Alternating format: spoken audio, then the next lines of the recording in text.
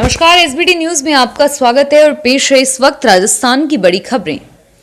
केंद्र के नए कृषि कानूनों के खिलाफ और किसानों के समर्थन में प्रदर्शन कर रहे एनएसयूएचआई के सदस्यों और भाजपा युवा मोर्चा के कार्यकर्ताओं के बीच यहां भाजपा कार्यालय के बाहर मंगलवार को झड़प हो गई।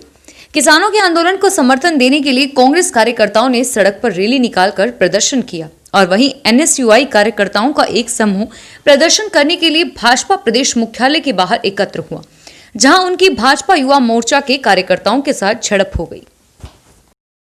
अपनी मां की हत्या की मुख्य गवाह एक 5 साल की बच्ची लावण्या अब अपनी मौसी के साथ रहेगी। मंगलवार को जोधपुर में राजस्थान हाईकोर्ट में सुनवाई के दौरान न्यायाधीश संदीप मेहता ने लावण्या से पूछा कि वह किसके साथ रहना चाहती है। इस पर लावण्या ने वहां खड़ी अपनी मौसी सुमित्रा कंवर की तरफ इशारा किया और इसके बाद खंडपीठ ने लावण्या को उसकी मौसी को सौंपने का आदेश दिया। लावण्या को गोद में लेते ही मौसी के आंसू बह निकले और उन्होंने राहत की सांस ली। पंचायती राज चुनावों में कांग्रेस लगातार बढ़त बनाए हुए है। राजस्थान में सत्तारूढ़ पार्टी ने झुंझुनू में सफलता का परचम लहराया है। कांग्रेस पंचायत समिति की 21 सीटों पर जीत हासिल करने में भी सफल रही है और वहीं भाजपा यहां निर्दलीय से भी पिछड़ गई है। बीजेपी के खाते में 7 सीटें गई है, जबकि 9 पर निर्दलीय प्रत्याशी जीतने में सफल रहे हैं। जैसलमेर में राज्य के कैबिनेट मंत्री शाले मोहम्मद के भाई अमरदीन फकीर को हार का मुंह देखना पड़ा है और वह बतौर निर्दलीय चुनाव मैदान में खड़े थे। उन्हें कांग्रेस प्रत्याशी जानब खान ने मात दी है। राजस्थान के सीकर जिले में पंचायत समिति चुनाव के परिणाम चौंकाने वाले रहे। यहां 12 पंचायत समितियों में से 7 पंचायत समितियों में सत्ता की सुई निर्दलियों पर अटक गई है और वहीं चुनाव परिणामों ने कांग्रेस को भी बड़ा भारी झटका दिया है। प्रदेश में सरकार व जिले में सभी 8 विधायक कांग्रेस के होने के बावजूद यहां कांग्रेस महज 2 पंचायतों में ही जीत दर्ज कर पाई है, जबकि 3 पंचायत समितियों में जीत का झंडा फहराने के साथ भाजपा 3 पंचायत समितियों में भी बहुमत से महज 1 कदम दूर है। खास बात पीसीसी चीफ गोविंद सिंह डोटासरा का अपने विधानसभा क्षेत्र में ही कांग्रेस को जीत नहीं दिलवा पाना भी रहा। किसान आंदोलन के समर्थन में मंगलवार को भारत बंद के तहत कोटा में भी प्रदर्शन हुए और किसानों ने ट्रैक्टर रैली निकाली। इस दौरान केंद्र सरकार के खिलाफ नारेबाजी की गई और तीनों कृषि विधेयकों के वापस लेने की मांग की गई। अखिल भारतीय किसान संघर्ष समन्वय समिति में शामिल सभी किसान संगठनों, मजदूर, महिला, छात्र, युवाओं संगठनों से जुड़े कार्यकर्ताओं ने भारत बंद का समर्थन किया।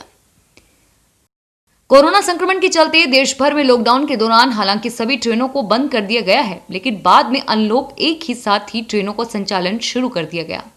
लेकिन धौलपुर में चलने वाली एकमात्र नैरो गेज ट्रेन के पहिए 8 माह से खामोश है।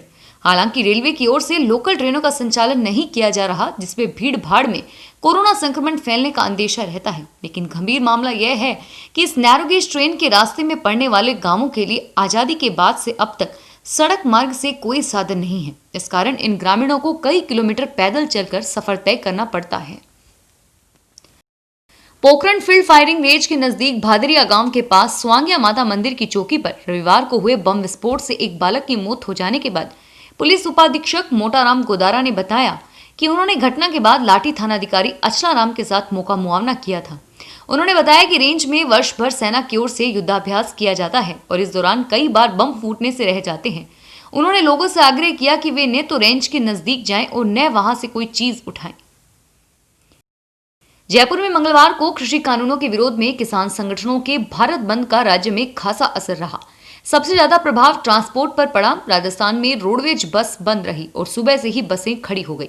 इस कारण यात्री परेशान हुए और ज्यादातर यात्री बसों के चलने के इंतजार में बस स्टैंड पर ही बैठे रहे और राज्य में शहरों की मुख्य मार्केट में बंद का ज्यादा असर दिखा। इसके अलावा ट्रकों का संचालन भी नहीं हुआ। ट्रक जहां तहां सड़कों के किनारे खड़े हो गए। माउंट आबू पर बीती रात का तापमान 5 डिग्री पर पहुंच गया, जबकि यहां दिन में अधिकतम तापमान 25 डिग्री के आसपास दर्ज किया जा रहा है।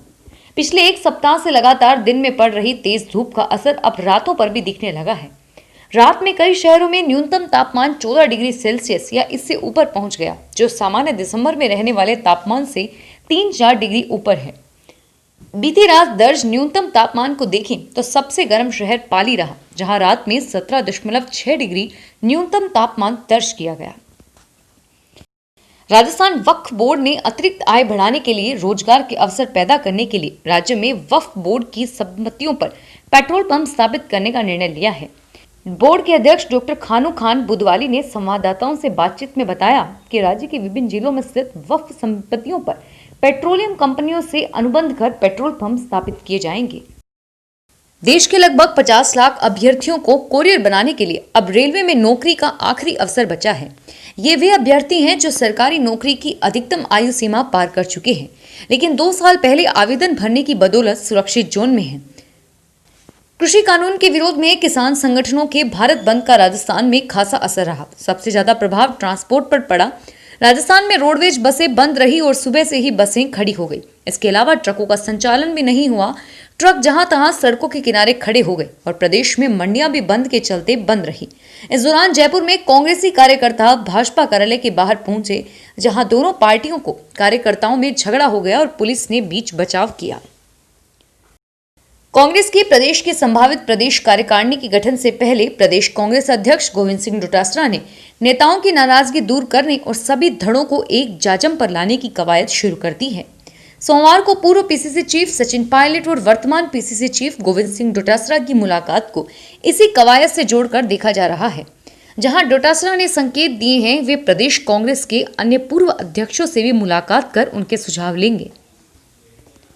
पंचायत समिति और जिला परिषद के 4 चरण के चुनावों के बाद मंगलवार को शुरू हुए परिणामों में सबसे पहले चिड़ावा पंचायत समिति के परिणाम आए, जिनमें चिड़ावा के 13 वार्डों के परिणाम घोषित हुए। भाजपा को एक भी सीट हाथ नहीं लगी और 7 सीटों पर कांग्रेस प्रत्याशी जीते, जबकि 6 सीटों पर निर्दलियों ने बाजी मारी।